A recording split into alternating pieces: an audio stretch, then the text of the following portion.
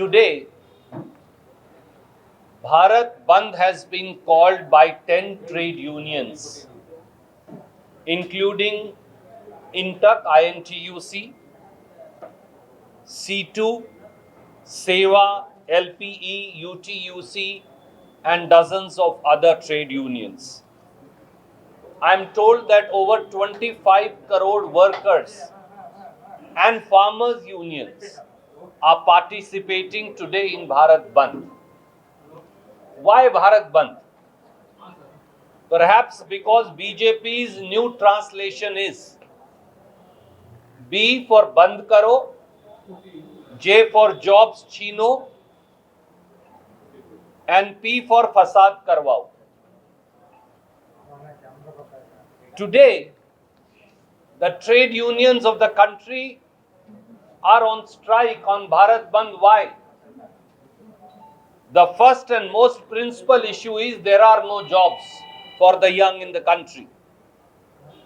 Over 30 lakh jobs in public sector undertakings in Government of India are today lying vacant, but Prime Minister Modi and BJP government refuses to fill them. Some of the examples are: there are 2,50,000 vacancies in Indian Railways. There are 1,55,000 vacancies in India's armed forces, our Army, Navy, Air Force. There are 85,000 vacancies in Central Armed Police Forces, CRPF, BSF, ITBP. A question must be asked: why is Government of India refusing to fill up these 30 lakh vacancies and provide jobs to India's youth? Another facet is unemployment.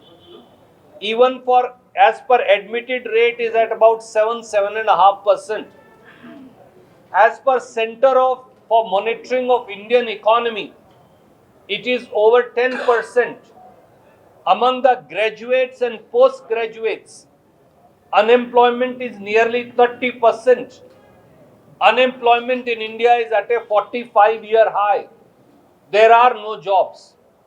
And that's why trade unions are trying to draw attention of Modi government by going on Bharat Bandh today. Manrega, the instrument of livelihood for the poor, marginalized, SC, ST, OBCs, is under attack by Prime Minister Modi and his government.